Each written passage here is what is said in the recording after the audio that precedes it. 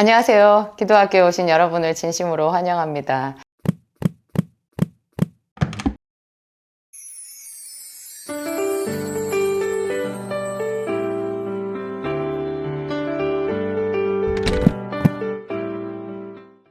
제가 초보자의 기도가 생각보다 강렬하다. 제 진약사의 기도학교 책에서 생각보다 강한 초보자의 기도 그런 제목으로 강의를 한 적이 있고 그 책에서도 그런 걸 언급한 적이 있는데요. 여러분 가장 초보와 가장 최고로 지경이 높아졌을 때 그게 이상하게도 비슷해지는 그런 아이러니한 게 있어요. 혹시 들어보셨어요? 제가 고등학교 때 음악 선생님한테 들었던 이야기인데요. 클래식 음악에 처음 입문을 할 때 모차르트를 시작한대요. 모차르트 제일 쉽죠. 우리가 귀로 익숙하고 좀 가볍고 쾌활하고 이런 음악이 많이 있는데요. 클래식에 대한 지경이 깊어져서 두루두루 이제 많은 음악을 접하고 난 뒤에 아주 이제 차원이 높아졌을 그때 마지막으로 심취하게 되는데도 모차르트라는 거예요. 모차르트가 초보자가 들었을 때도 좋지만 정말 음악의 경지가 굉장히 깊어졌을 때, 듣는 귀가 깊어졌을 때 또 가장 심취하게 되는 또 다른 차원이 열리는 음악이 모차르트라는 거예요. 음악만 그런 게 아니고요. 여러분 인상파 화가 혹시 그림에 대해서 좀 아시는 분들 계실지 모르겠는데 인상파 화가 그림이 제가 자막으로 좀 띄워드릴게요. 그냥 우리가 미술책에서 많이 보던 그림인데 이렇게 그냥 붓터치를 가지고 아무렇게나 그린 그림 같거든요. 그냥 물감을 아무렇게나 찍어 바른 것 같이 생긴 그런 그림이에요. 뭐 마네, 모네, 특히 모네의 그림이 그렇고 세잔 같은 사람의 그림도 그렇고 고호의 그림도 보면 아무렇게나 그린 것 같잖아요. 근데 그 당시에는 그 그림이 엄청나게 센세이션을 일으켰고 처음에는 많이 천대도 받았고 나중에는 하여튼 획기적인 어떤 돌풍을 일으킨 새로운 화풍이었는데요. 이런 그림을 그린 이 사람들이요. 정말 우리가 봤을 때 실물 같은 그림 있잖아요. 그거보다 훨씬 더 전에 여러분들이 잘 아는 그림 하면은 모나리자. 레오나르도 다빈치의 모나리자 같은 거 보면 되게 섬세하잖아요. 그런 그림을 능숙하게 모작으로 다 그릴 수 있는 실력이 되는 사람들이 이런 인상파 화가의 그림을 그린다는 거예요. 그거 좀 신기하지 않으세요? 아무렇게나 그린 그림, 그거는 많이 배우지 않아도 그릴 수 있을 것 같은데 그 그림이요. 실상은 훨씬 더 우리가 흉내 낼 수도 없는 그런 섬세한 그림을 다 그릴 수 있는 사람들이 그런 감각으로 그려내기 때문에 그 느낌이 난다라는 거예요. 그런데 이게 제가 지금 길게 둘러서 얘기를 했는데요. 기도에도 똑같은 것이 적용이 돼요. 이 세상의 어떤 원리인 것 같아요.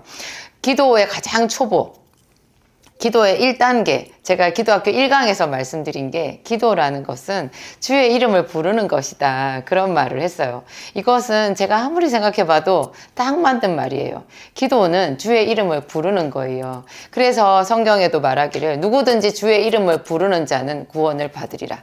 주의 이름을 부르는 자는 구원을 받으리라. 그렇게 초보적으로 그냥 주여 하고 부르는 주 예수여 나를 구원하소서 하고 부르는 거 있잖아요. 간절하게 부르는 그것만 해도 구원을 받는다는 거예요. 구원받으면 다 되는 거잖아요. 기도는 배워야 하는 것이 확실히 맞는 말이지만 긴 시간 배우지 않으면 할 수 없는 기도? 그것도 뭔가 이상하잖아요. 당장 우리는 죽기 전에라도 죽게 기도하고 마지막 그 십자가의 강도처럼 그렇게라도 기도해서 구원을 받아야 되는 절박함이 있는데 긴 시간 배우고 연습하고 해야만 하나님과 소통이 된다? 그러면은 너무나 구원이 요원해지잖아요. 그러니까 하나님께서 이 기도는 하나님의 아이디어거든요.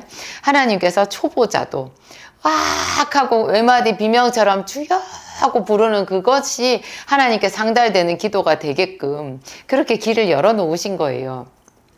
그런데 이렇게 주의 이름을 부르는 그 자체에 어떤 조건이라고 해야 되나? 중요한 뭔가가 한 가지가 있는데요. 그게 정직한 자의 기도예요. 정직하고 겸손한 자의 기도인 거죠. 그냥 거만한 자세로 하나님 살아계시면 나와봐 이런 식으로 한다고 하나님이 응답해 주시진 않아요. 그런 마음으로 하나님의 이름을 부른다고 하나님이 응답하시지는 않아요. 하나님은 가장 우리가 죄가 많고 정결하지 못하고 온전히 죄 가운데 있었던 사람이라고 하더라도 정말 자기의 죄를 인정하고 겸손하고 정직하게 자기의 모습에 대해서 정직하게 그렇지만 의로우신 하나님 나를 불쌍히 여기소서 하는 그 마음을 정직자의 기도라고 해요. 정직한 마음이라고 해요. 이런 정직하고 겸손한 마음에서 부르는 그 외마디 비명 같은 주의 이름을 들으신다라는 거죠. 그게 하나님 앞에 직속상달이 된다는 거예요. 그런데 우리가 이제 긴 시간 기도를 배우잖아요. 긴 시간 기도를 배우면 이 기도 저는 이제 기도를 배우는 사람들한테 시편을 많이 보라 그런 이야기를 하거든요. 시편 기도를 배워야 되겠다고 생각하는 사람들 절박한 마음으로 하나님과 소통하겠다라고 하는 그런 사람들은 제가 생각할 때는 죽음의 골짜기를 삶의 암울한 골짜기를 통과하는 그런 고난 중에 있는 사람들일 거예요. 다 실제적으로 자기가 어떤 삶의 고난에 부딪혔든지 아니면 심적으로 너무나 삶이 공허하고 살고 싶은 생각이 들지 않고 그런 모든 환경은 다 갖춰졌는데 인간 소외감, 고립감, 이렇게 상처 그런 것 때문에 자기 혼자서 골짜기에 들어갔든 어쨌든 하여튼 그 깊은 죽음의 골짜기를 통과하고 있는 중의 사람들이 볼 수 있는 가장 쉬운 이 성경의 먹거리가 시편이에요. 이 시편이 죽음을 통과한 자들의 기도고요. 놀라운 것은 이거를 소리내어 읽기만 해도 아멘 아멘 하면서 소리내어 읽기만 해도 내 영혼이 열려요. 제 남편 목사님이 기도에 대한 팁을 저한테 한마디씩 잘 주시거든요. 얼마 전에는 이런 말씀을 하셨어요. 목이 너무 잠기고 기운이 하나도 없고 그래서 입으로 소리도 나오지 않고 입으로 소리가 나오지 않으면 사실 생각도 정리가 잘 안 되거든요. 그러면 기도에 집중이 잘 안 돼요. 그리고 매일 아침에도 기도하고 저녁에도 기도하는 이 매일매일의 이 기도 일상을 계속 하다 보면요. 이 기도 자리에 앉았을 때 기도의 문을 열기가 오히려 약간 좀 힘들 때도 있거든요. 목소리도 안 나오고 생각도 안 열리고 그럴 때 이 시편에 있는 말씀 있잖아요. 특히 시편에 있는 말씀 아니면 또 다른 성경에 복음서에 예수님께서 나는 선한 목자라 내가 내 양을 알고 양도 나를 아는 것이 아버지께서 나를 아시고 내가 아버지를 아는 것 같으니 나는 양을 위하여 목숨을 버리노라 이런 구절 있잖아요. 나는 양의 문이라 내가 곧 부활이요 생명이니 나를 믿는 자는 죽어도 살겠고 무릇 살아서 나를 믿는 자는 영원히 죽지 아니하리라 이런 말씀. 나를 믿는 자는 성경의 이름과 같이 그 배에서 생수의 강물이 흘러나리라 이런 말씀도 좋아요. 또 시편 여호와는 나의 목자시니 내게 부족함이 없으리로다 이런 거 있잖아요. 이거를 그냥 계속 입으로 되뇌인다는 거예요. 이렇게 암기했잖아요. 그 암송한 말씀을 입으로 읊어대는 거죠. 아주 작은 소리로 목소리 안 나오니까. 이거를 한 5분, 10분 그 한 구절이나 한 1절부터 5절까지 몇 소절이나 이런 거를 반복해서 이렇게 입으로 읊잖아요. 그러면 놀랍게도 그 다음에 기도가 나온다는 거예요. 기도 줄이 잡히고 깊은 기도로 바로 돌입이 된다는 거죠. 참 신기해요. 이 하나님의 말씀, 이 시편에 있는 이런 말씀, 또 예수 그리스도의 말씀, 또 너무나 소중한 그런 선포하는 말씀들 같은 거 있잖아요. 그런 거를 내 입에 이렇게 되뇌어 보세요. 되뇌이면 그게 내 영혼의 어떤 스파크를 일으켜요. 불이 붙는 거예요. 그래가지고 내 영과 하나님의 영이 이렇게 소통하면서 갑자기 기도가 깊은 기도로 들어가게 되는 거죠. 하여튼 이런 기도는 이제 계속 이런 방법도 해보고 저런 방법도 해보고 배우면서 터득하면서 또 실제로 내가 기도의 자리에 나아가서 시간을 채우는 연습을 하는 거거든요. 많은 사람들이 기도를 한다고 하면서 기도 시간이 5분을 안 넘기는 경우가 많아요. 저희 교회에도 어떤 성도가 기도하러 나왔어요. 그래서 제가 이렇게 보면 반갑잖아요. 그분이 기도하러 하나님 저분이 기도하러 나왔어요. 제가 제 기도를 하다가도 그런 분 보면 너무 반갑고 그냥 막 사랑스러운 마음이 막 들고, 그분이 남자라고 해도 제 마음이 얼마나 이렇게 따뜻해지는지 몰라요. 하나님 세상에 저분이 기도하러 나왔어요. 하나님 저분의 기도를 들어주세요. 이런 소리가 절로 나오는데 좀 이따 보면 각 없어요. 기도 시간이 너무 짧아요. 여러분, 깊은 기도에 들어가는 것 첫 단추는요, 앉아있는 그 시간을 채우는 연습부터 해야 돼요. 공부를 잘 하려고 하면 1시간 이상, 2시간 이상 그 엉덩이 대고 의자에 대고 앉아서 책에 집중하는 연습이거든요. 그게 연습이 필요해요. 처음에는 이게 안 돼가지고 10분만 지났는데 자꾸 일어나고 싶고 들썩거리고, 옆에 친구 쟤 아직도 공부하나 이렇게 보고 주변 살피고 정신이 분산되고 많이 이렇거든요. 그럼에도 불구하고 계속해서 집중해서 뭐 몇 페이지 오늘 이 부분을 다 외우든지 문제를 다 풀든지 이렇게 하기 전에 내가 일어나지 아니하리라 그러면서 계속 노력을 하잖아요. 그러면 이게 나중에 집중력 훈련이 돼가지고 뭐 2시간, 3시간도 이렇게 쭉 앉아서 내가 하고자 하는 공부를 해낼 수 있는 집중력이 생기는데요. 기도도 똑같아요. 기도도 깊은 기도에 들어가려고 하면 1시간을 앉아있는 연습을 하셔야 돼요. 그리고 제발 여러분 소리를 내서 기도하세요. 이 소리를 내는 이것이요, 굉장히 중요해요. 우리가 때로는 소리 안 내고 묵상으로 기도를 하기도 하는데요. 왜냐하면 뭐 무시로 기도하라는데 계속 무시로 어떻게 중얼중얼 하겠어요. 어떻게 계속 큰 소리로 기도를 하겠어요. 그렇지만 최소한 한 30분 정도는요, 소리를 내서 기도를 하는 것이 그날 기도에 이렇게 있어야 돼요. 그게 없는 상태에서 마음속으로만 하는 기도는요, 이상하게 힘이 없어요. 깊은 묵상의 기도라고 해도요, 이게 반드시 소리를 내서 하는 기도, 그 중에 또 방언 기도가 꼭 30분은 필요하더라고요.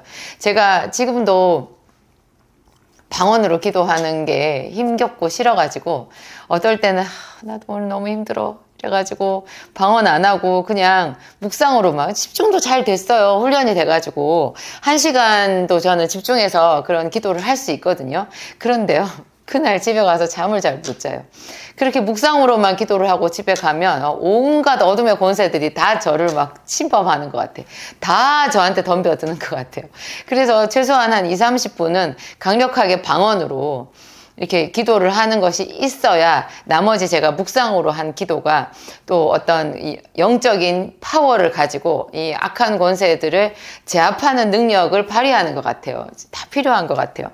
하여튼 기도는 끊임없이 연습해야 되고 배워야 되고 깊은 지경으로 나아가야 되는데요. 근데 또 정말 깊은 지경으로 들어가잖아요. 깊은 지경으로 들어가면 희한하게 여러분 맨 처음이랑 똑같아요. 주여라든지 아니면 뭐 딱 정말 한 가지 단순한 그 한마디 말로만 가지고 하루 종일 기도를 하게 돼요. 1시간 내내 똑같은 말로 기도를 하는 그런 경험을 하게 돼요. 참 신기하거든요. 진짜 성령이 저에게 임했을 때, 정말로 강력한 성령이 저에게 임했을 때 제 기도가 그렇게 단순해지더라고요. 아주 단순해져요. 그냥 말이 한마디. 그래서 어떤 사람들은 똑같은 말로 계속 기도하는 것이 중언부언이 아닌가, 하나님이 다 들으시는데 내가 하나님을 귀찮게 하는 것이 아닌가, 그렇게 생각하는데요. 예수님께서 말씀하신 중언부언 기도가 같은 말로 기도하는 게 아니라는 거를 아셔야 돼요. 깊은 기도에 들어가면 같은 말로 기도를 하게 되는데, 그게 여러분 성경에도 우리가 분명히 이거는 같은 말로 기도했겠구나 하는 장면이 꽤 많이 있어요.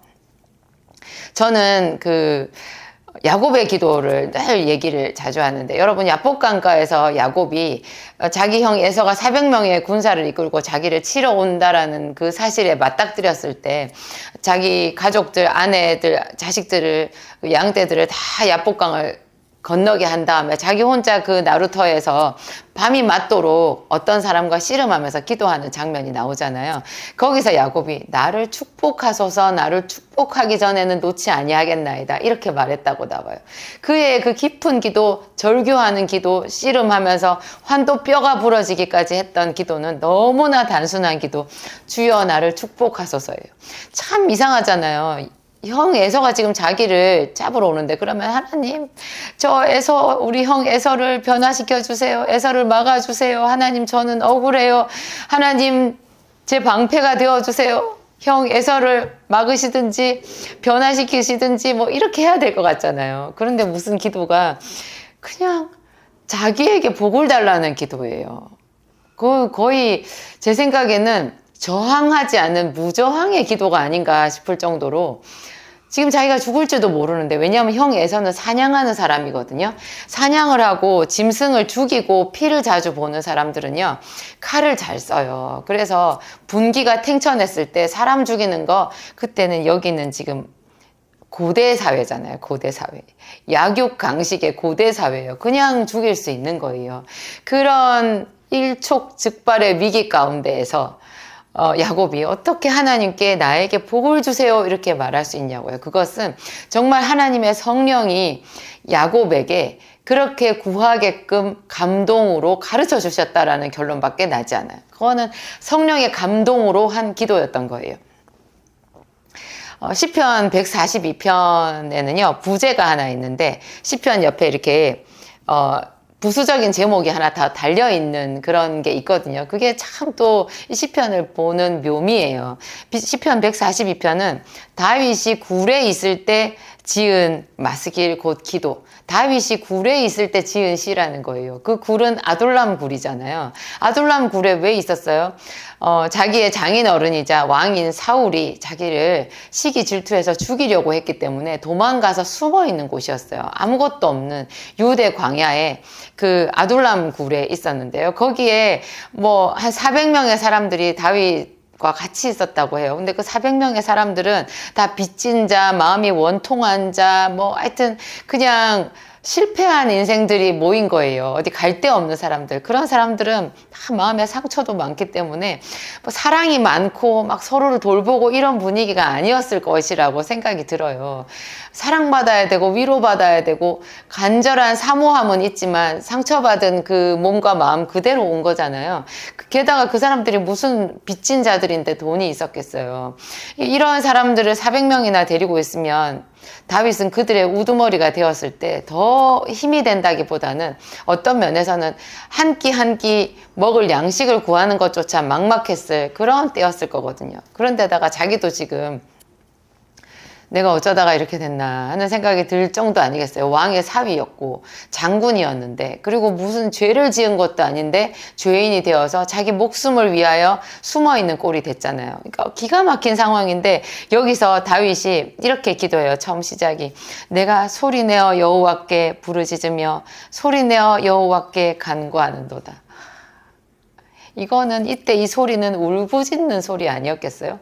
남자가 장군인 사람이 400명의 수하를, 어쨌든 수하잖아요. 수하를 거느린 그런 리더자가 세상에 소리내어 부르짖으며 여호와께 기도했다라는 거예요. 이거는 가장 낮은 자, 그러면서 가장 겸손한 자, 가장 정직하게 하나님 앞에 선 기도자의 기도라는 생각이 들었어요. 하나님은 이런 기도를 들으시는 거예요. 이것은 가장 깊은 기도이기도 하면서 또 가장 처음 기도를 시작하는 초보자의 기도 모습이기도 하고, 이 두 개가 다 혼재되어 있다는 생각이 들어요. 이런 이 시편의 구구절절한 이 다윗의 기도, 특히나 다윗이 사울왕을 피해서 도망 다니면서 지었던 그 시가요, 그런 부르짖음이 다윗을 왕이 되게 했고, 왕이 되고 나서도 더 깊은 차원의 이렇게 믿는 사람으로, 신앙인으로 설 수 있게 해줬던 원동력인 것 같아요. 다윗의 자손이라고 예수 그리스도께서 다윗의 자손으로 오셨다 그런 말을 하잖아요. 다윗의 자손이면서 또한 다윗의 뿌리이기도 하는데요. 다윗을 기준으로 하나님이신 그리스도께서 자기를 지칭하셨다라는 것 자체가 다윗의 신분을 얘기하는 거예요. 이 다윗의 신분은 어디서 왔느냐? 다윗의 기도에서 온 거죠. 깊은 기도, 가장 정직한 기도, 온전히 기도에 의지한 그런 모범을 다윗이 보여준 거죠. 주의 이름을 부른다라는 것이요, 정말 우리의 특권이에요. 저는 아침에 일어나가지고 딱 눈 뜨면 이제 교회 가거든요. 제가 일어나는 시간은 새벽 기도 5시에 있는 새벽 기도를 갈 수 있는 시간보다는 늦은 시간이에요. 6시, 뭐 6시 반 이럴 때거든요. 제가 몸이 아프니까 새벽 기도는 도저히 못 하겠더라고요. 근데 그 시간에 제가 딱 눈을 뜨자마자 이렇게 침대에서 일어나면서 또 저희 집 아파트 현관문 밖을 나서면서 얼마 전까지 추웠잖아요. 그 아침에 차가운 공기가 제 코끝에 탁 들어올 때 제가 굉장히 그 짜릿하다고 해야 되나 그런 느낌이 들어요. 하나님, 감사해요.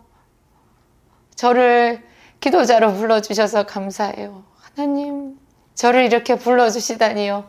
제가 기도하는 사람으로 살 수 있다니요. 하나님, 너무너무 감사해요. 하나님, 어떻게 저를 아셨어요? 어떻게 저를 생각하시고 제 인생에 찾아오셨어요? 저는 하나님이 좋아요. 기도하러 가는 이 길이 저에게 가장 행복하고 좋은 길이에요. 이렇게 말하면서 가요. 여러분은 어떠세요? 제 기도학교에 들어오신 여러분, 하나님 사랑하시죠? 정말 솔직하게 여러분 자신의 그 문제를 하나님 앞에 올려드리고, 그렇지만 또 성경에 있는 분명한 말씀으로 기도를 시작하세요. 저희 목사님이 주신 팁처럼 성경에 있는 말씀들을 많이 외우세요. 그래서 그 외운 말씀으로 처음 기도에 시동을 걸어요. 내 입으로 주의 이름을 부른 다음에 이런 말씀을 계속 암송하면서 한 5분, 10분 정도를 해보세요. 그러면 그 다음에 내 속에 있는 더 깊은 곳에서 하나님께 대한 기도와 간구가 우러나오게 돼요. 그 우러나오는 그 기도가 하나님의 말씀을 타고 하늘로 직속 상달하게 되는 기도를 하러 들어갈 때랑 기도 끝나고 나올 때 내가 완전히 달라져 있다라는 그런 느낌을 받으실 거예요. 기도는 한번 할 때마다 오늘 내가 울부짖고 뒹굴고 그렇게 하면서 무슨 환상을 보고 이렇게 했다고 해서 당장 내 삶이 180도로 달라지는 환경의 모든 문제가 다 평정이 되고 갑자기 그냥 내가 꽃길만 걸어가는 그런 거 아니에요. 기도는 그래서 하나님의 발명품이에요. 기도는 보이지 않는 영적인 세계에 이렇게 왕의 대로를 만들어 놓는 거죠. 보이는 세계는 그냥 그대로예요. 근데 이상하게 내 마음에 평강이 있는 거죠. 그것이 하나님이 일하는 방식이거든요. 그래서 기도는 작정 기도만 하고 끝낼 게 아니라 계속 해야 되는 거고 평생 해야 되는 거고, 기도 자체가 하나님의 백성으로서 우리가 하나님과 동행하는 숨줄이라는 거죠. 이런 것을 아는 사람이 정말 그리스도인이라고 할 수 있어요. 이게 저는 요즘에도 그래요. 기도하러 가면서 여러 이렇게 집들을 지나서 교회로 가잖아요. 저 집 안에 많은 사람들이 내가 모르는 사람들이 살 텐데 저 사람들은 이 교회 가서 하나님께서 기도하면 하나님께서 들으신다라는 거를 모르는구나. 그래서 이 시간에 저렇게 집 안에 있구나. 다른 거를 하고 있구나. 잠을 자고 있구나. 그런 생각이 들어요. 제가 아는 이것, 여러분들도 아시지만 하나님께서 우리의 기도를 들으신다는 것, 주께서 내 음성과 내 간구를 들으심으로 내가 저를 사랑하는도다. 그 귀를 내게 기울이셨으므로 내가 평생에 기도하리로다. 이렇게 말하는 다윗의 음성이 있죠. 우리가 그 말에 아멘으로 공감하잖아요. 이런 거를 아는 사람들이 매일매일 성전에 가서 기도하는 거예요. 매일매일 주의 이름을 부르는 거예요. 한 시간이 아깝지 않은 거예요. 이 말씀을 볼 때 이 말씀이 내가 10년째, 20년째 보고 있는 말씀이라고 해도 새록새록 새로운 은혜가 이 속에서 내게 들어오는 거죠. 우리 삶에 불이 켜져 있어요. 그냥 에너지가 있어요. 그런데 우리가 이런 빛을 잃어버리면 어떻게 돼요? 맨날 똑같은 예배? 내가 행복한가? 내가 왜 이러고 살지? 도대체 사는 의미가 어디 있는 거야? 이런 생각이 드는 거죠. 더 짜릿하고 더 어떤 쇼킹한 것들을 찾아서 이상한 것들에 귀를 기울이게 되는, 눈을 이렇게 뺏기게 되는 그런 삶이 되는 거죠. 그렇지만 하나님은 살아계시고요. 우리는 초보자의 기도, 그렇지만 가장 깊은 영성을 가진 그런 기도를 두루두루 다 할 수 있는 그런 그리스도인이 되어가고 있어요. 기도하시겠습니다. 하나님 감사합니다. 기도를 모르는 사람들, 배운 적이 없는 사람도 어린아이같이 주의 이름을 부를 수 있는 길, 그것이 바로 초보자의 기도입니다. 그런가 하면 무수한 시간 하나님과 동행하면서 동거하면서 그 말씀을 깨달아 알아가면서 하나님 그 깊은 차원의 그 은혜를 아는 사람들이 드리는 그러한 기도도 또한 하나님은 기쁘게 받아주시는 이런 것이 기도의 묘미임을 우리에게 가르쳐 주셨습니다. 예수 그리스도께서 하셨던 겟세마네 기도, 우리도 배우고 싶습니다. 아버지여, 할 수만 있으면 원하시면 이 잔을 내게서 옮기시옵소서.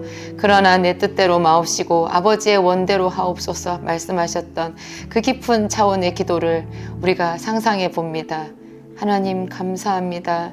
우리 한 사람 한 사람을 기도자로 불러주셔서 감사합니다. 또한 이 기도에 만족하지 않고 더 깊은 차원의 기도를 사모하고 또 사모하게 해주셔서 감사합니다. 하나님의 보좌를 사모합니다. 하나님, 우리 주 예수 그리스도의 은혜를 사모합니다. 우리를 사용하소서. 사용하소서. 주의 도구로 사용하소서. 주의 종으로 사용하소서. 우리의 삶을 하나님께, 내 삶을 하나님께 드립니다. 연약함도 주님께 드립니다. 아픔도 주님께 드립니다. 십자가 위에서 모든 좋은 것, 하늘의 신령한 것, 우리에게 신적 교환으로 주신 예수 그리스도의 구원을 찬양합니다. 하나님 감사합니다.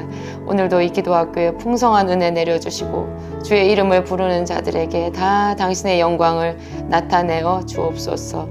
예수님 이름으로 기도합니다. 아멘.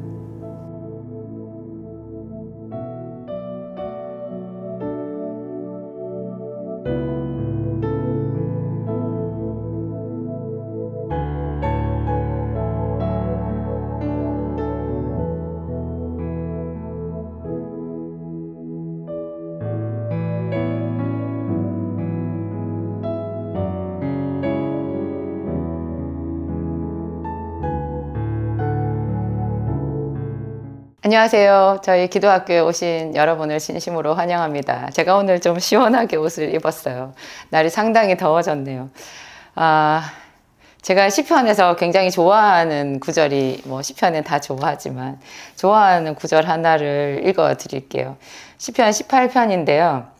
내가 주를 의뢰하고 적군을 향해 달리며 내 하나님을 의지하고 담을 뛰어넘나이다. 내가 주를 의지하고 적군을 향해 달리며 내 하나님을 의지하고 담을 뛰어넘나이다. 저한테는 항상 하나님과 함께 날아오르고 싶은 소망이 있었던 것 같아요. 날아오르고 싶은, 사방이 다 막혔다라고 생각한 그런 일들의 연속이었던 것 같아요. 아주 오랫동안. 제가 어릴 때 부모님과 같이 살았을 때는 그 말할 수 없는 불안감, 두 분이 맨날 다투고 돈 없고 수없이 이사를 다니고 항상 새로운 학교에서 모르는 아이들과 그 초라한 도시락을 꺼내놓고 먹어야 되는, 같이 도시락을 먹어줄 친구가 없어서 김치국물 센 그 도시락 있잖아요. 요즘에는 급식 먹으니까 다 똑같이 밥을 먹지만 저희 때는 학교 도시락이었잖아요. 도시락 보면은 그 빈부의 차가 다 적나라하게 드러나잖아요.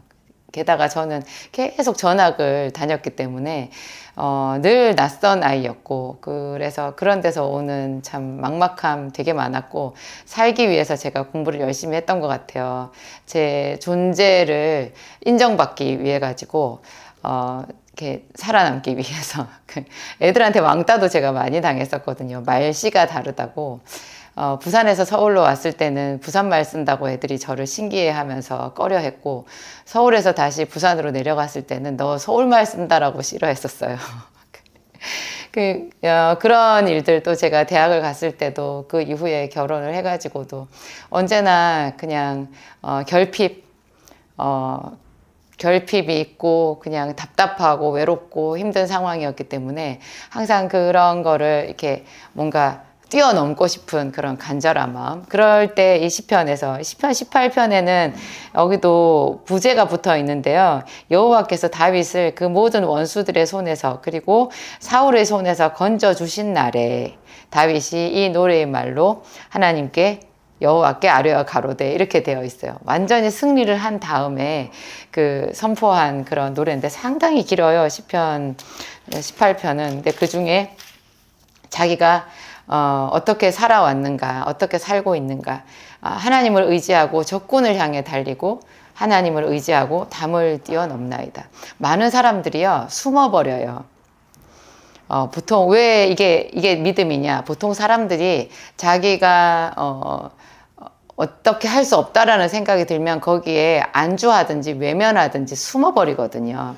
제가 저희 남편 목사님이랑 교회 목회하면서 그 가난한 성도님들이 가지고 있는 안타까운 면들 이렇게 보면 자기의 가난을 그냥 직시하지 않으시더라고요. 그래가지고 더 있는 돈 다 써버리고 그 생활 습관 이렇게 좀 검소하면서 미래를 위하여 시간과 돈을 물질을 절약하면서 뭔가 이렇게 하나님께 기적을 바라고 기도하는 이런 뭔가 타이트한 생활이 없어요. 그냥 느슨해요.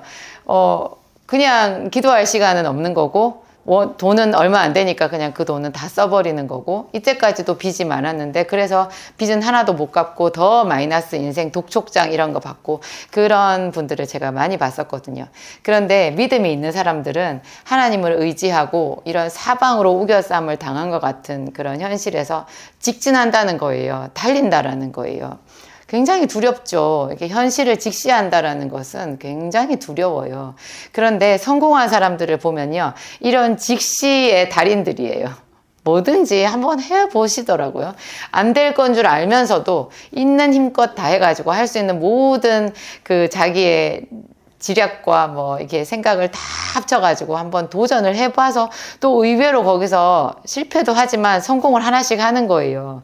성공하는 사람들은 하는 것마다 다 성공을 하는 게 아니라 여러 개를 시도를 하더라고요. 그래서 그 중에 하나씩 성공하면 나머지 실패했던 게 그냥 이렇게 만회가 되는 그런 인생이더라고요. 보니까. 그래서 저런 식으로 해서 성공하는구나. 그런데 신앙생활에도요, 그게 그대로 적용이 되더라는 거예요. 하나님이 이 세상에 숨겨놓은 그 법칙이더라고요. 도전하는 거. 근데 도전을 할 때, 하나님을 의지하고 하는 것이 믿음의 사람들의 방법이잖아요. 그리고 하나님의 말씀대로 정면 돌파해요. 어떤 수를 쓰지 않아요. 얄팍한 눈속임, 그런 거 하지 않아요. 다른 사람한테 전가시키고 나만 쏙 피해가는 이런 방법 쓰지 않아요. 하나님을 믿는 예수 그리스도를 믿는 그리스도인은 항상 정정당당하게 오히려 자기가 더 손해를 보면서 그렇지만 뱀같이 지혜로운 거죠. 뱀이 좋은 의미로 쓰일 때가 있는데 뱀같이 지혜롭다라는 거예요. 뱀같이 지혜롭고 그러면서도 비둘기같이 순결하라고 예수님께서 그렇게 말씀하셨잖아요. 이 두 가지 우리가 항상 그래서 하나님께 지혜를 구해야 되고 그 지혜 안에서 내가 최선을 다해가지고 그렇지만 피할 수 없는 상황이라면 차라리 손해를 보는 쪽을 내가 손해를 보는 쪽을 택하면서 내 몸으로 헌신하는 그런 삶을 사는 거죠. 사람들이 참 숨어서 안타깝더라. 제가 그런 얘기를 하고요. 모든 사람에게는 여러분 자기만의 어떤 그 한계가 있거든요. 그래가지고 그 한계 속에서 자기가 스스로 경계를 딱 정해요. 그래서 요 바깥으로 나가면 안 돼 해가지고 자기가 딱 경계를 정해서 그 안에서만 놀아요. 하나님은 그렇지만 새로운 도전을 하게 하시잖아요. 그래서 미국 개척자 정신, 프로테스탄트 그런 정신이 성경적인 정신인 거고 성경에서 하나님께서 뭐 우리더러 창세기에서도 말씀하시잖아요. 이렇게 크게 우리 보고 생육하고 번성하고 땅을 정복하고 땅을 정복하라 그런 이야기 하시잖아요. 여기도 다윗을 통해서 하시는 말씀이 주를 의지하고 적군을 향해 달리며 하나님을 의지하고 담을 뛰어넘어라 이렇게 얘기를 하시는 거죠. 사람들이 이제 자기가 한계를 정해놓고 넘지 않는다라는 거 제가 예를 들어서 말하면요. 사람들이 돈을 빌리잖아요. 자기가 힘들면 은행에서 돈줄도 막혔으면 그런 사람들은 보통 막혀 있죠. 그러면 주변 사람들한테 돈을 빌리는데요. 빌릴 때는 빌려요. 그래놓고 그런 사람들 보통 다 실패하는 사람들이라 그 돈 빌린 돈을 그냥 금방 까먹거든요. 그러면 돈이 없잖아요. 갚아야 되는데. 그러면 성공하는 사람들은 어떻게든지 그 돈을 갚으려고 해요. 갚을 뿐만 아니라 내가 어떻게든지 성공해서 일어나서 내 삶도 세워야 되잖아요. 그래서 핑계 대지 않고 그 자리에서 일어나려고 그렇게 최선을 다하는데 보통 실패하는 사람은요 그냥 주저앉아요. 그래가지고 자기한테 돈을 빌려줬던 사람에게 이렇게 말해요. 줄 게 없다고. 줄 게 없다고 그렇게 말해요. 그게 자기가 생각한 그 한계 안에 그냥 눌러 앉아 있는 거예요. 여러분, 그게 악이에요. 악. 내가 줄 게 없다라고 말하면서 가만히 있는 거 그게 악이거든요. 그리고 뭐든지 노력해서 못 준다고 하더라도 남의 돈을 받아가지고 갚지 못하는 그것이 악이에요. 절대 핑계를 댈 수 없어요. 그래서 하나님도 말씀하셨어요. 홀이라도 남김없이 갚기 전에는 결단코 거기서 나오지 못하리라. 내가 빚을 못 갚고 죽어서 내 자식한테 그게 내려가잖아요. 여러분 뭐 요즘에 파산 신청 뭐 이런 거 해가지고 넘어가시는 분들이 있는데요. 저는 영적으로는 굉장히 안 좋다고 봐요. 물론 파산 신청을 할 수도 있어요. 다시 이제 돈은 벌어야 되니까. 그렇지만 하늘나라의 이 영적인 영역 안에서 내가 갚아야 되는 빚은요, 절대 청산되지 않아요. 그거는 내가 갚아야 되는 거예요. 하나님께서 내가 지은 죄에 대해서는 예수 그리스도의 보혈로 씻어주시지만요, 내가 다른 사람의 눈물 묻은 그 돈을 빌려가지고 갚지 못하는 것은 내 인생을 꼬이고 막히게 만들어요. 그걸 내가 스스로 할 수 없다라고 생각하고 있으면 그것은 스스로 망하는 길에 주저앉아 있는 결과가 돼요. 참 놀랍더라고요. 반드시 하나님께 기도해야 되고 적진 중에 달리는 그 빚을 자기가 인정하고 직시하는 그것이 적진 중에 달리는 거거든요. 내 힘으로 못하잖아요. 그래서 하나님께 날마다 기도하면서 그것을 자기 힘으로 하나님이 주시는 능력과 은혜로 해결할 수 있게 해달라고 그렇게 매달리는 게 되는 거죠. 제가 나이 40에 사법시험장에 있었거든요. 제가 한 37인가 38부터 이제 풀타임 약사를 쓰고 이제 집에 공부를 하기 위해서 집으로 들어갔어요. 그게 저한테는 또 일생일대의 도전이었는데요. 뭐 제가 그렇게까지 했겠어요. 교회 개척했으니까 남편이랑 열심히 교회 사역 감당하고 또 약국 이거 하면 좋을 텐데 뭔 사모가 무슨 법공부야. 법공부는 그거는 하나님께 불순종한 거지. 제가 그런 이야기도 어떤 권사님을 통해서 들었는데 그분 저를 모르시고 하나님을 모르시니까 하시는 말씀이고요. 제 일생일대 그것은 거쳐가야 되는 일이었어요. 그래서 제가 그 도전을 했었는데 제가 다 벌어서 한 거잖아요. 제가 벌어서 이 생활비 다 되고 하여튼 그랬어요. 정말 참 처절한 상황이었었는데 그때 제가 이제 내일 사법시험을 본다 그렇게 하면 그게 1차 시험 전이었는지 2차 시험을 보기 전날이었는지는 제가 지금 혼돈이 돼서 기억이 안 나는데 제가 며칠 전에 갑자기 생각이 나는 거예요. 그때 제가 꾸었던 꿈이 악몽을 꾸었는데요. 돌아가신 제 아버지가 나타났어요. 근데 돌아가신 제 아버지는 저를 살아생전에 무척 아끼고 사랑해 주셨거든요. 저는 아버지한테 효녀였어요. 공부를 잘해가지고 아버지의 자랑이었거든요. 그러니까 뭐 제가 저보다 뭐 잘하는 사람 많았겠지만 이제 우리 집안 기준으로 말씀드리는 거예요. 아버지가 봤을 때 제가 공부를 잘하는 딸이었어요. 그래서 아버지는 저를 굉장히 자랑스러워 하셨고 말씀은 많이 안 하셔도 항상 그 눈에서 저를 믿고 신뢰하는 그런 게 있었거든요. 아버지랑 저랑 관계는 좋았어요. 그랬는데 세상에 사법시험에 도전하기 그 하루 전날 밤 꿈속에 나타났던 우리 아버지는 분명히 우리 아버지였는데 아버지가 아니었어요. 아버지가 제가 20살에 돌아가셨잖아요. 그 이후로 꿈에 나타난 것은 그것이 처음이었거든요. 그 이후로도 제가 한 번인가 거의 같은 느낌으로 본 것 같긴 한데 하여튼 이 꿈속의 아버지는요 얼마나 저에게 욕을 하셨는지 몰라요. 정말 상상을 초월하게 입에 담지도 못하는 그런 욕을 하시고 욕만 하는 게 아니에요. 막 그 주먹으로 우격다짐으로 막 저를 향해서 일격을 가하시는데 제가 다행히 맞지는 않았거든요. 조금 멀리 떨어져 있어가지고 주먹이 닿는 곳에 와 있지는 않았는데 그 꿈속의 그 긴장감, 그 두려움, 그 폭력으로 이글이글 타오르는 그 느낌은 지금도 저한테 있어요. 그 아버지가 그렇게 저를 죽일 듯이 욕을 하고 막 꿈속에 그랬거든요. 제가 그 꿈을 깨고 나서 굉장히 오랫동안 그 꿈에 대해서 섬뜩하지만 생각했던 것 같아요. 여러분 그거 제가 제 팔자에 우리가 흔히 말하는 우리 전통적으로 말하는 제 팔자 있잖아요. 마귀가 그어놓은 저희 한계점인 거죠. 우리가 하나님께 범죄했기 때문에 우리가 하나님께로부터 받은 그 상속분을 다 잃어버렸잖아요. 그래서 땅에 충만하라, 뭐 땅을 정복하라 그런 원복 우리 다 잃어버렸거든요. 거기서 나는 더 비참해져가지고 가난한 부모와 함께 그렇게 도시 떠돌이로 살았잖아요.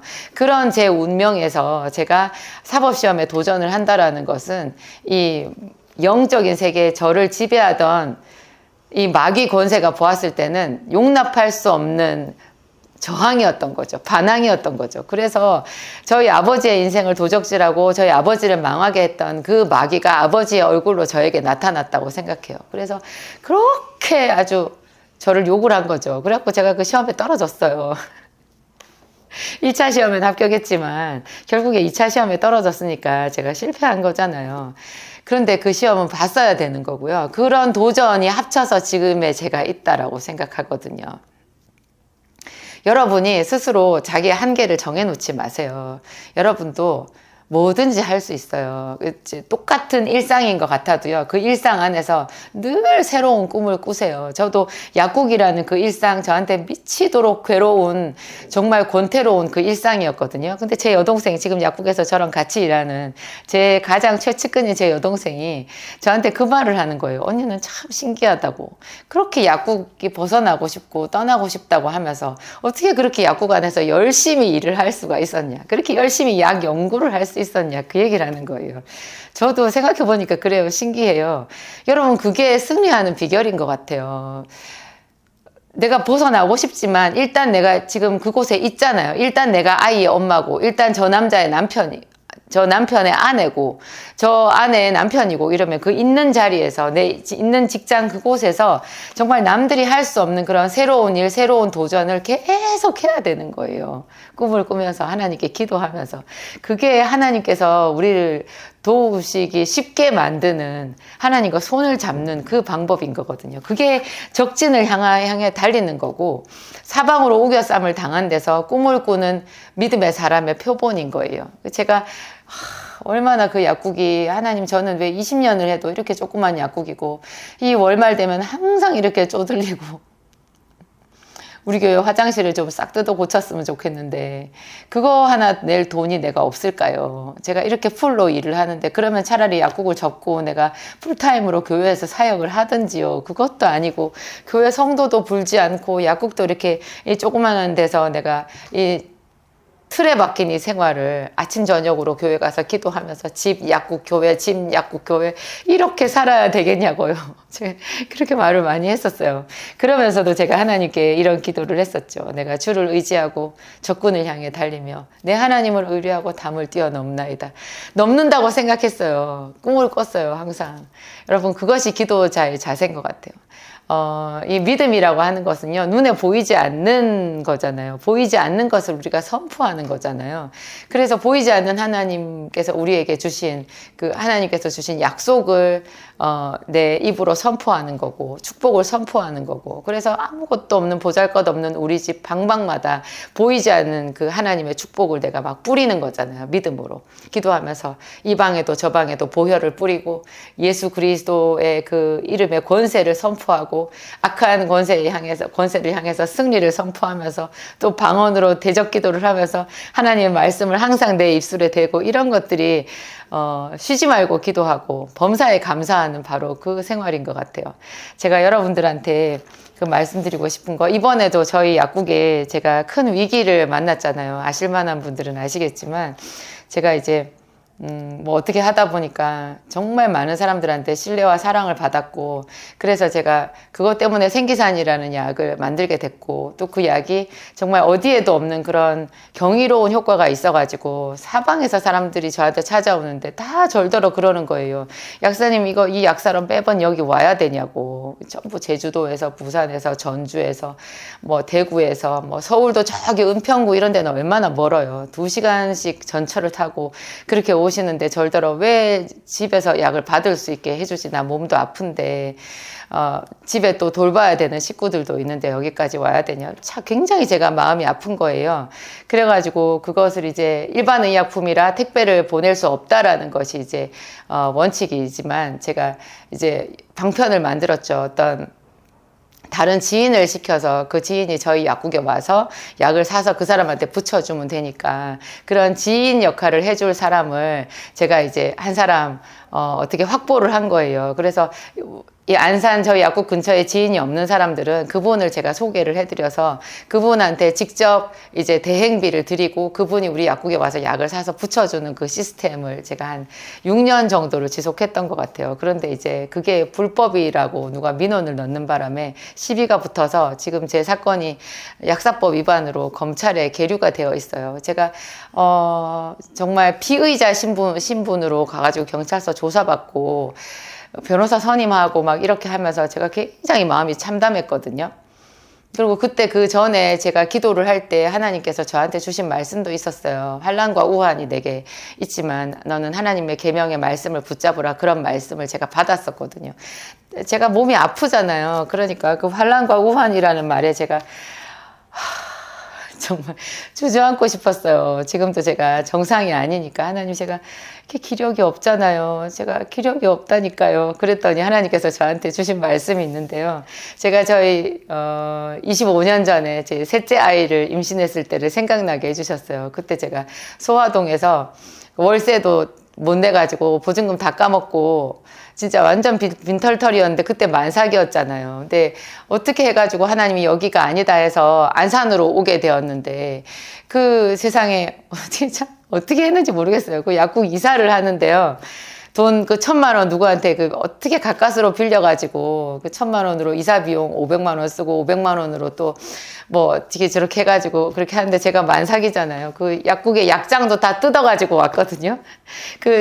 다시 새로 할 돈이 없어가지고 약장을 저희 그때 섬겼던 교회 집사님이 뜯어주셨어요. 뜯어서 당신 트럭에 싣고 제가 그 보조석에 만삭인 몸으로 안고 안산으로 비가 추적추적 오는 날이었어요. 그날 그 차를 타고 오는데 그 집사님이 좀 저보다 훨씬 나이가 많으신 교회 정말 인상 좋은 집사님이었는데 그분이 저한테 근데 사모님 몸도 그렇게 무거우신데 괜찮으시겠어요? 이렇게 저를 이렇게 안타까워하면서 물어보셨는데요. 제가 그분한테 너무나 경쾌하게 말했어요. 괜찮아요. 저 뭐든지 할 수 있어요. 그렇게 말했어요.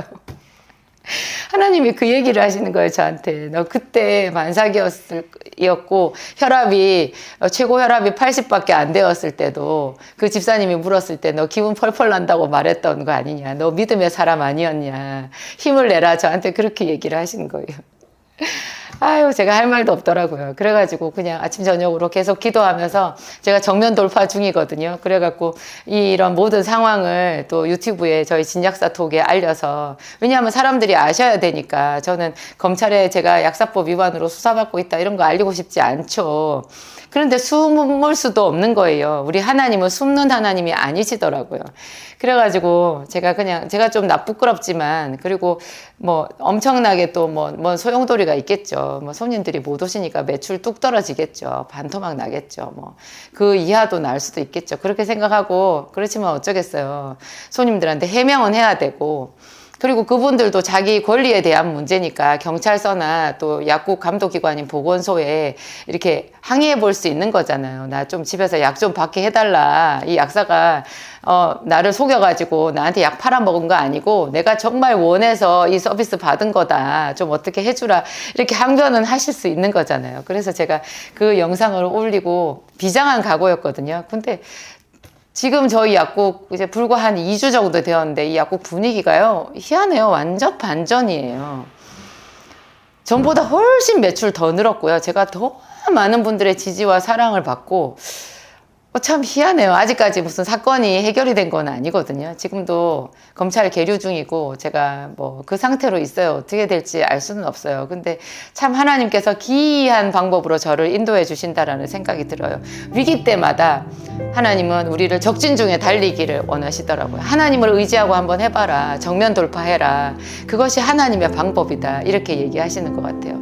여러분 인생에 꼬인 거요. 직시하세요. 그리고 하나님 간절한 마음으로 온 힘을 다해서 그분께 부르짖고 여러분 손에 뭐가 있는지 보세요. 있는 그걸 가지고 뭐라도 해보세요. 그러면 하나님께서 여러분들에게 기적을 베풀어 주실 거예요. 기도하시겠습니다. 하나님 감사합니다. 여호와 니시 우리의 승리가 되시는 하나님 감사합니다. 마귀는 사방으로 우리를 우겨싸고 하나님이 우리를 돕지 않으신다 말합니다. 기도해도 소용없다고 말합니다. 우리가 자주 낙심하고 슬퍼하였습니다. 그러나 하나님의 살아있는 말씀, 진리의 말씀, 능력의 말씀은 언제나 우리를 다시 일으킵니다. 하나님, 회개하오니 이 연약한 우리들을 새롭게 하여 주옵소서. 자주 낙심하고 하나님의 이름을 부르기를 잊어버렸던 우리를 긍휼히 여기시고 새롭게 하여 주옵소서. 하나님, 다윗이 적군을 향해 달렸던 것처럼, 내 하나님을 의지하고 담을 뛰어넘었다 말했던 것처럼 그 다윗을 승리하게 해주셨던 바로 그 하나님, 우리를 일으키시고 우리에게 주의 영광을 나타내 보이시옵소서. 하나님은 나의 하나님이십니다. 하나님 감사합니다.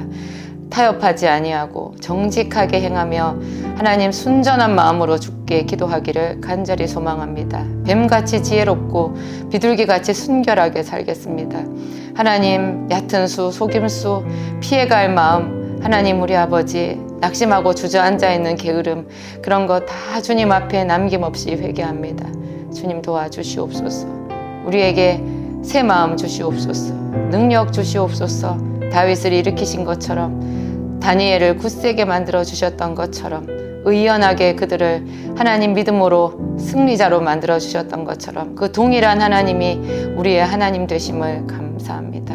하나님께 모든 영광 올려드리오며 예수님 이름으로 기도합니다. 아멘.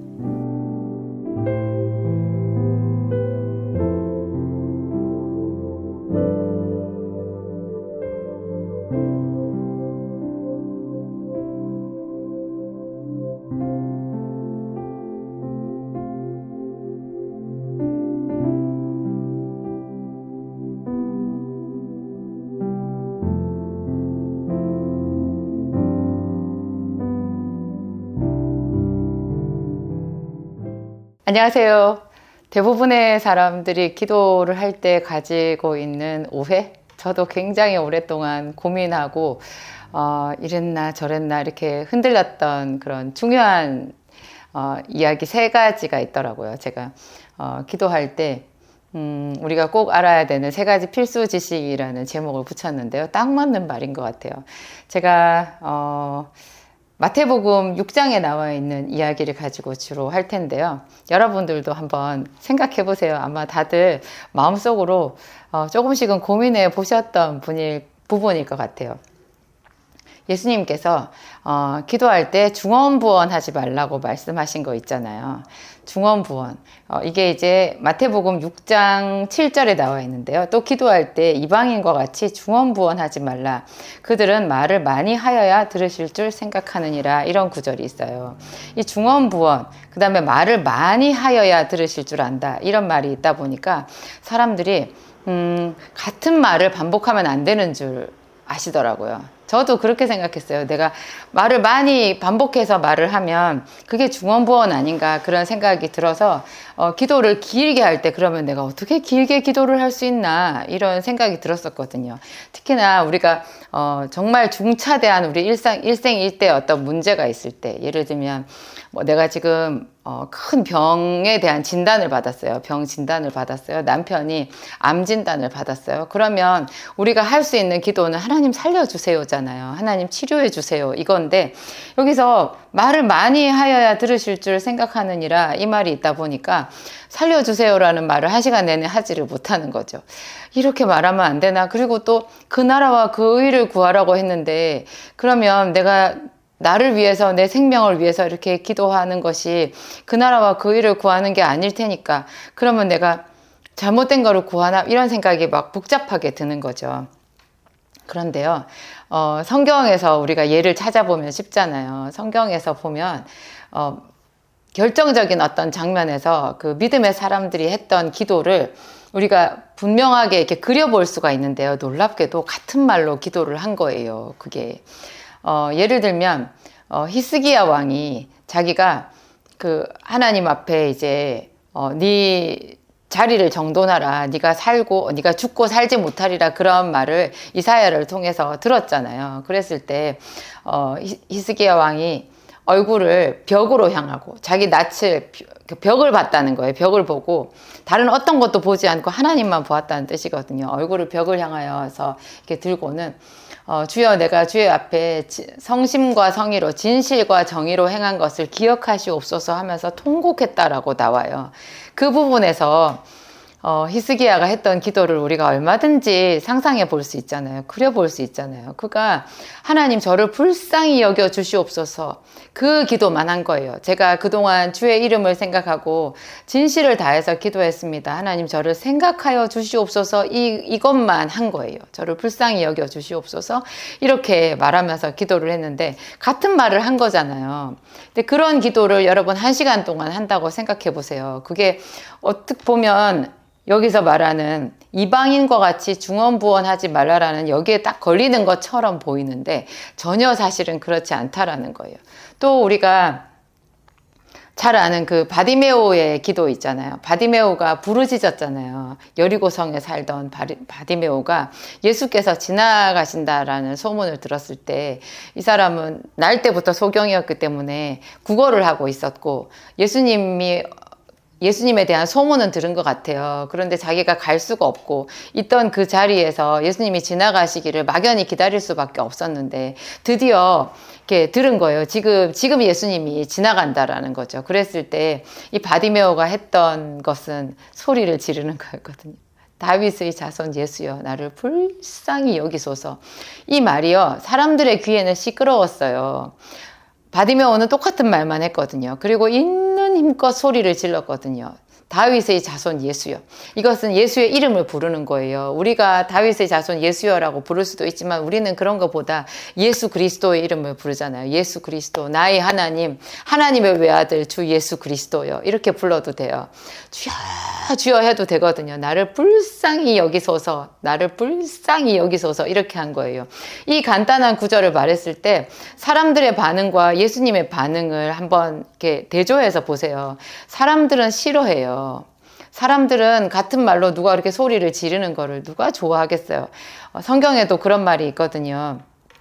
네가 어려울 때는 네 친구나 네 친척을 찾아가지 말아라. 사람들이 싫어한다.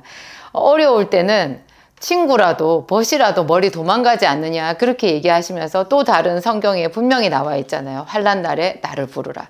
하나님은 우리가 주의 이름을 부르는 것 아무리 반복해서 불러도 너 왜 자꾸 불러? 이렇게 말씀하시지 않아요. 그렇게 이름을 부르는 것을 가지고 중언부언하지 마라. 네가 여러 번 나를 불러야 내가 네 소리를 듣겠다고 그렇게 생각하지 마라. 좀 그만 불러라. 이런 얘기 안 하시거든요.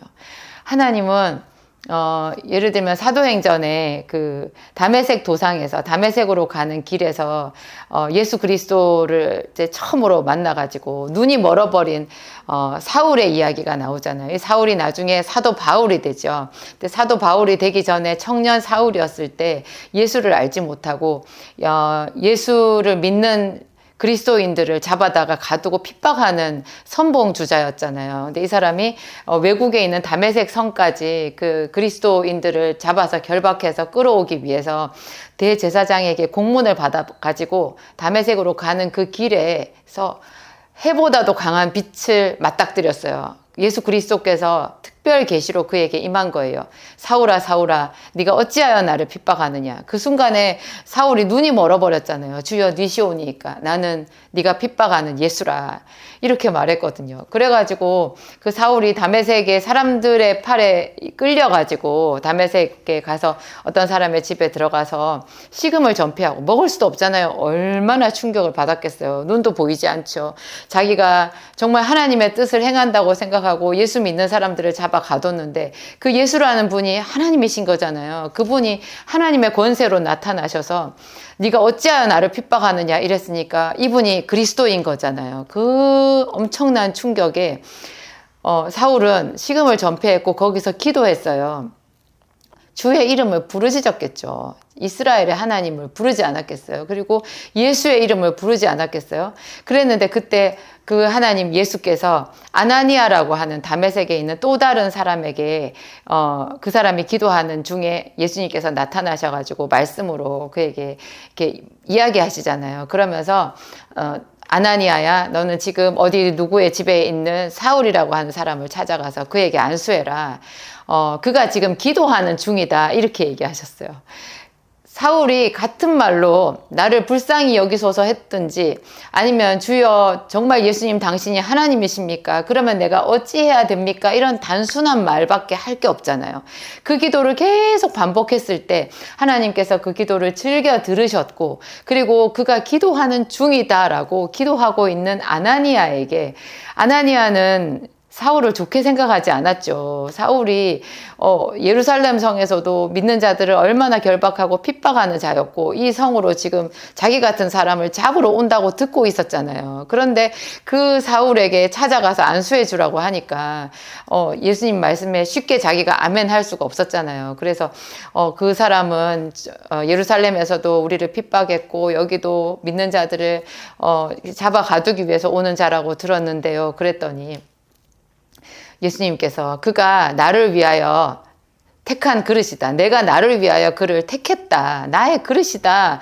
그가 내 이름을 위하여 얼마나 핍박을 받아야 되는지 이제 그가 보게 되리라. 그런 말씀을 하시잖아요. 그러면서 그가 기도하는 중이다라고 얘기하시는데 그 사울이 기도를 했을 때 뭐 거창하게 뭐 이스라엘의 하나님 이제 당신의 의를 이루시옵소서 뭐 막 이렇게 그 나라와 그 의를 구한 나라와 민족을 위한 기도 막 그런 기도를 하고 있었겠냐고요. 아니라는 거죠. 이게 어찌된 영문입니까? 정말 예수 당신께서 하나님의 아들이십니까? 그러면 제가 이제 어떻게 해야 됩니까? 저를 불쌍히 여기소서.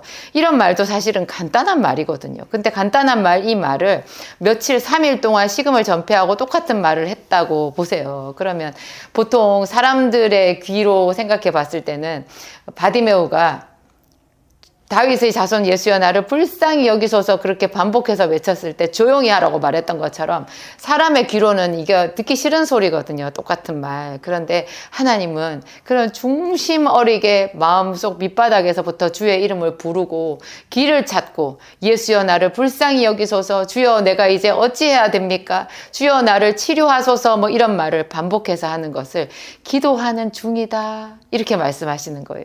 그가 기도하는 중이다. 내가 그 기도를 지금 흠양하고 있다. 이렇게 말씀하시는 거예요. 우리가 동일한 말로 기도하는 것이 절대로 중언부언이 아니라는 거죠. 이 중언부언이라는 것은 그럼 무슨 뜻이냐? 피상적인 말. 그냥 듣기 좋으라고 뭐 이렇게 우리 왜 사람들이 연설하는 거 들으면 그 원고 가지고 나와서 읽을 때 원고는 잘 썼어요. 근데 우리가 그걸 듣고 있을 때 여러분 처음부터 그냥 듣고 싶지 않은 마음이지 않으세요? 그래서 그런 연설 자리에 딱 앉으면 우리 다 마음에 준비해요. 아이고 어떻게 이 지겨운 시간을 빨리 지나가나. 그러면서 그 사람 말하는 거 이쪽 귀로 듣고 이쪽 귀로 나가든지 아니면 이렇게 지나가가지고 그냥 다 흩어지잖아요. 우리 다 그래요. 똑같은 아무리 좋은 말이라고 해도 그 사람의 말이 그냥 번드르르 할 뿐이지 내 심경에 와서 나에게 부딪히는 말이 아닐 때는 그냥 그 사람이 하는 아무리 좋은 원고의 말도 전부 중언부언인 거예요. 하나님께 기도를 하면서 이렇게 무슨 잘 짜여진 연설문처럼 번드르르한 그런 말로 애둘러서 말하는 사람들이 있거든요. 그래서 그런 사람들에게 예수님께서 이방인과 같이 중언부언한다라고 말하는 거예요. 여기서 말하는 이방인은 믿음이 없는 사람. 그러니까 믿는다고 할지라도 뭐 세리가 아니라 뭐 바리새인과 서기관과 이런 사람들 예수님께서 다 외식하는 자라고 하셨잖아요. 그 사람들 외식하는 자들 그들이 이방인인 거죠. 이 사람들은 길게 기도하잖아요. 시장 어귀에 서서 뭐 아주 그냥 유창한 그런 말로 남 들으라고 이렇게 말하는 기도, 중심이 실리지 않은 기도, 우리 흔히 요새 속된 말로 말하는 영혼 없는 기도. 그런 기도를 중언부언이라고 한 거예요. 정말 마음이 실린, 진심이 실리고 내 마음 밑바닥에서 막 그 깊이 우러나오는 그런 토해내는 것 같은 그런 기도는 3일 동안 똑같은 말로 기도한다고 할지라도 하나님께서 흠양하시는 기도가 된다라는 거예요. 그 다음에 중언부언 하지 말라라는 게 있고요. 그 다음에 또 하나님은 너희에게 있어야 될 것을 아시느니라, 이 말이 있어요. 이게 7절에 제가 아까 마태복음 6장 7절을 말했잖아요. 기도할 때 이방인과 같이 중언부언하지 말라. 그들은 말을 많이 하여야 들으실 줄 아느니라. 요 다음에 보면 그러므로 그들을 본받지 말라. 구하기 전에 너희에게 있어야 할 것을 하나님 너희 아버지께서 아시느니라, 이렇게 되어 있는 거예요. 그러면 알기 때문에 우리가 구하고 싶은 것을 구하지 말라는 뜻인가, 이렇게 되는데요. 그게 아니더라고요. 저도 그렇게 생각했어요. 제게 있어야 될 것을 다 알기 때문에 나를 위해서 하나님 앞에 구하는 것은 그 나라와 그 일을 구하는 게 아닐 거고, 하나님 다 아는 거를 마치 하나님이 모르실 것 같이 내가 막 주저리 말을 하는 것은 하나님이 싫어하실 것 같다, 그런 말인 걸로 생각했거든요. 근데 그게 아니에요. 여러분, 구하기 전에 너희에게 있어야 할 것을 너희 하나님 아버지께서 아시느니라, 이 말은 알기 때문에 하나님께서 너희가 마땅히 있어야 된다고 생각하는 그것을 구하라는 거예요. 그것을 담백하게 구하라는 뜻이더라고요. 왜냐하면 제가 바디메오의 그 기도에서 이거를 힌트를 얻었는데요. 바디메오가 소경거지잖아요. 주여 다윗의 자손 예수여 나를 불쌍히 여기소서 하도 소리를 질러가지고 사람들은 조용히 하라 했는데 이제 예수님이 그를 오라 하라 그랬잖아요. 그래서 그가 겉옷을 벗어 던지고 그 눈도 보이지 않는 사람이 뛰어갔대요. 뛰어갔는데 예수님께서 보면 몰라요? 다 아시죠? 소경인데 당연히 눈뜨기를 원하죠. 그러면 그냥 내 믿음대로 될지어다 하시든지 그러면 되는데 예수님께서 그에게 뭐라고 물어요? 내가 너에게 무엇을 하여 주랴? 이렇게 물어요. 하나님은 참 신기하지 않아요? 물어보신다니까요. 알고 있는데 물어봐요. 알고 계시기 때문에 얘가 뭘 구하나 그 입으로 더 말하기를, 하나님께서 생각하시는 것과 얘가 입으로 말하는 그것이 일치되는 그런 것을 하나님은 원하시는 것 같아요. 근데 그런 심리가요, 사람에게도 있어요. 여러분, 우리 아이를 키울 때 어떻게 해요? 아이한테 이렇게 가르치잖아요. 해봐, 이렇게 해봐, 주세요, 해봐, 주세요. 이거 10,000원짜리 너한테 지금 줄 거야, 이게 너한테 근데 그냥 얘가 가만히 있으면 뭐라 그래요? 손 모으고 해봐, 아저씨한테 말해봐, 주세요, 아이고 이쁘다, 주세요 하는구나, 그러면서 딱 주잖아요. 우리한테도 그런 마음이 있어요. 우리가 하나님의 형상대로 지음을 받아서 이렇게 범죄했는데도 하나님의 마음을 닮은 구석이 있는 거예요. 우리가 애들한테 그렇게 하고 있잖아요. 그게 하나님의 마음인 거예요. 달라고 하기를 원하시는 거죠. 우리한테 그것이 하나님 앞에 구하는 연습이고 기도 연습인 거예요. 우리가 애들한테 말하는 거 시키잖아요. 하나님은 우리에게 우리가 말하는 걸 시키는데 하나님이 우리에게 가르치는 우리가 말하기가 뭐예요? 그게 기도인 거예요. 구하는 것을 하나님이 우리에게 시키는 거예요. 그래서 지금 네가 원하는 것을 지금 네 입으로 나에게 구해봐. 나는 이미 네가 뭘 구할지 알고 있어. 하지만 너는 네 입으로 나에게 구하는 것을 지금 한번 해봐. 그게 기도 연습이야. 그런 구하는 것을 계속 나한테 해야 돼. 그래야 너랑 나랑 대화를 할 수가 있어. 기도는 너와 내가 서로 대화하는 연습인 거야, 얘야. 제발 그 쉬운 것부터 한번 구해보렴. 그래서 너희에게 있어야 할 그것을 바로 구하라, 그 말인 거예요. 여러분, 이거 너무나 진짜 좋지 않으세요? 우리에게 있어야 될 그것을 구하라는 거예요. 애둘러 다른 거, 네 마음에도 없는 거, 남들 위한다고, 나라 위한다고 그런 거 진심이 실리지도 않은 기도를 막 포장해서 늘어놓지 말라는 거예요. 가장 네 마음이 뜨겁게 구하고 있는 바로 그것을 구해라. 그것을 네가 응답 받았을 때 네 이웃도 보이고 나라도 보이고 네가 좀 더 폭넓게 그리스도인으로서 너의 용량을 넓힐 수 있는 것 아니겠니? 그렇게 얘기하시는 거예요. 한나도 보세요, 여러분. 한나의 시대가 그 사무엘의 어머니 한나의 시대가 정말 이스라엘이 부패했던 시대잖아요.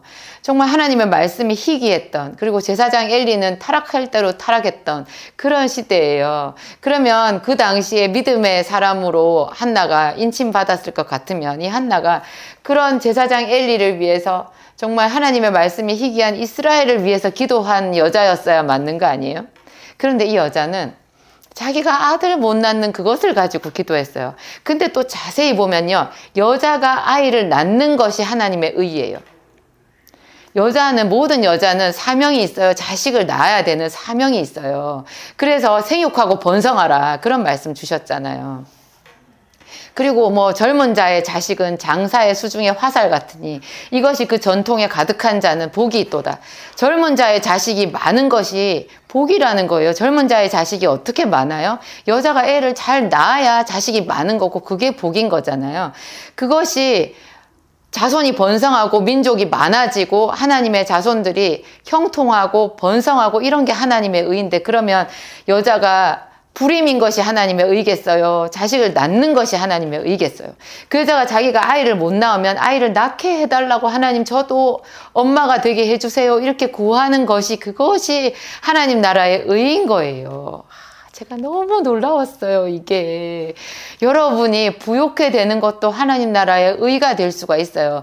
왜냐하면 여러분의 부요로 하나님 나라를 섬길 거잖아요. 교회를 섬기실 거고, 여러분의 자녀들을, 하나님께서 약속으로 주신 귀한 자녀들을 양육하는 데 쓸 거잖아요. 하나님의 의를 나타내는데 그걸 쓸 거잖아요. 그러니까 내가 일을 해도 수고해도 가난하고 실패하고 비천하게 있는 이것 자체가 하나님의 의가 손상된 거라고요. 그래서 내가 수고한 대로 돈을 벌고 물질이 쌓이고 부자가 되고, 이것이 하나님의 의를 구하는 거더라고요. 우리가 그 나라와 그 의를 너무 삭막하게 제한했던 거죠. 제가 지금 한꺼번에 두 가지를 여러분들한테 말했어요. 하나님께서 너에게 있어야 될 것을 너에게 아시느니라. 근데 그 있어야 될 것이 바로 한나가 자식을 구한 것, 바디메오가 눈을 뜨는 것, 지극히 자기 이기적인 것 같지만 이것이 그 나라와 그 의를 구하는 역할까지 동시에 한다는 것. 그러니까 제가 기도를 방해하는 잘못된 상식으로 세 가지를 말씀을 드렸는데요. 중언부언하지 말라. 이거에 같은 말로 기도해서는 안 된다라는 뜻이 전혀 아니라는 것. 정말 우리가 간절히 원하는 바로 그것을 하루 종일 같은 말로 기도할 수도 있다라는 것, 그것이고, 두 번째, 너희에게 있어야 될 것을 아시느니라. 그래서 있어야 될 것, 그거는 구하지 말아라 이 뜻이 아니라 정말 네 마음의 중심으로 원하는 바로 그것을 하나님께서도 알고 있는, 하나님께서 보았을 때 네가 구해야 되는 바로 그것을 네가 구하는 것이 맞다라는 그거 있잖아요. 그리고 바로 그것이 또 그 나라와 그 의라는 거예요. 사람들이 그 나라와 그 의를 너무 멀리서 찾는 거예요. 여기 마태복음 6장 31절 32절에도 보면요. 염려하여 이르기를 무엇을 먹을까 무엇을 마실까 무엇을 입을까 하지 말라. 이는 다 이방인들이 구하는 것이라. 너희 하늘 아버지께서는 이 모든 것이 너희에게 있어야 할 줄을 아시느니라. 다시 보면요. 너희에게 있어야 할 것을 아시느니라. 이 똑같은 구절이 8절에도 있고 32절에도 있는 거예요. 하나님께서 같은 말을 반복하신다라는 것은 그만큼 답답하신 거예요. 우리가 그 사실을 알았으면 좋겠는 거죠. 절대자이신 하나님께서. 그렇게 하나님께서 답답하게 여기실 정도로 우리가 모르고 있는 게 뭐냐. 우리에게 있어야 될 것을 하나님이 알고 계시고, 하나님은 우리에게 있어야 될 바로 그것, 하나님이 알고 계신 바로 그것을 우리가 구하기를 원한다라는 것을 가르쳐 주시는 거예요, 우리한테. 그리고 한편으로 바로 그것이 하나님의 기뻐하심이고 하나님 나라의 의가 된다라는 거죠. 우리가 생각하는 하나님 나라의 의가 뭐 나라와 민족을 위하는 기도 이런 것만, 또 뭐 교회 부흥을 위한 기도 이런 것만 국한되지 않는다라는 거예요. 내 가정이 바로 서고 내 인생이 바로 서고 내 질병이 낫고 이런 것도 하나님 나라가 우리에게 임하는 거라는 거죠. 하나님 나라가 임한다라는 것이 그의 나라와 그의 의가 임하는 거잖아요. 구하는 거잖아요. 그게 제가 얼마나 이게 통쾌했는지 몰라요. 그래서 제가 이걸로 저희 기도학교, 저희 교회에서 하는 기도학교에서 한번 강의를 했을 때 그날 우리 교회 집사님들의 기도 소리가 하늘을 찔렀어요. 정말 얼마나 뜨겁게들 다들 기도를 하시든지. 여러분, 그러면 우리 기도가 저절로 뜨거워지지 않겠어요? 이것이 하나님께서도 원하시는 거라는 거. 내 소원과 하나님의 소원이 어떤 면에서는 합치하는 거거든요. 근데 우리가 너무나 하나님을 잘 모르는 거예요. 그분은 내 문제에 대해서 관심이 있을 것 같지 않아. 하나님이 나를 아시겠어? 하나님이 내가 아픈 것을 정말 내가 아픈 것 같이 마음 아파하시겠어? 이런 생각을 하는 거죠. 그것은 마귀가 주는 생각이고요. 그분은 정말 우리를 구하시기 위하여서 아낌없이 물과 피를 다 쏟으신 예수 그리스도이신 거잖아요. 그분의 선하심, 그분의 인자하심, 그 부분에 대해서 항상 우리는 더 많은 껍질을 깨면서 알아가야 되는 것 같아요. 우리가 하나님이 얼마나 나를 사랑하시는지, 얼마나 내 눈높이에서 나를 아시는지, 이런 거를 내가 알게 될 때마다 더 하나님을 신뢰하게 되고 그분의 이름에 우리 모든 세포가 다 열광하게 되는 거죠. 그랬을 때 우리가 깊은 기도로 나갈 수 있고요. 그랬을 때 우리의 가진 모든 것을 하나님을 위해서 헌신해서 드릴 마음이 생기는 거예요. 왜냐하면 그분이 나의 모든 것이기 때문에. 그렇죠. 기도하시겠습니다. 하나님 감사합니다. 우리에게 기도를 가르쳐 주시기 위하여 우리가 구하여야 될 바로 그것을 구하라고 말씀하시는 하나님, 이미 우리에게 있어야 될 것을 아시면서도 굳이 우리 입으로 그것을 구할 때 기쁘게 들으시고 응답하시는 아버지, 이것이 우리에게 기도를 가르쳐 주시는 하나님의 방식이고 우리가 영의 언어를 터득하는 그런 중요한 훈련이라는 것을 오늘 알았습니다. 하나님 감사합니다. 감사합니다. 하나님 나라의 의가 곧 우리의 형통이고 우리의 강건함이고 우리의 기쁨이고 우리의 행복이라는 것을 하나님 오늘 알았습니다. 하나님 우리 아버지, 하나님의 길은 너무나 높아서 하나님 우리의 눈이 미치지 못하고 우리의 마음으로 그것을 생각하지도 못하였습니다. 하나님 우리 아버지 감사합니다. 당신의 생명을 아낌없이 주신 우리 주 예수 그리스도, 하나님 우리의 좋은 것을 위하여, 우리에게 가장 좋은 것을 주시기 위하여 당신의 생명을 아끼지 아니하고 주신 그 사랑을 깊이 감사합니다. 누가 우리를 그리스도의 사랑에서 끊으리요? 하나님 감사합니다. 우리에게 더 깊이 기도를 가르쳐 주시옵소서. 그래서 열정적으로 하나님 우리의 필요를 주님 앞에 아뢰고, 그러면서 우리가 하나님 앞에 지식이 자라가고 하나님 우리가 하나님의 거룩함에 그 거룩한 성품까지 이룰 수 있기를 간절히 소원합니다. 성령님 인도하여 주시옵소서. 예수님 이름으로 기도합니다. 아멘.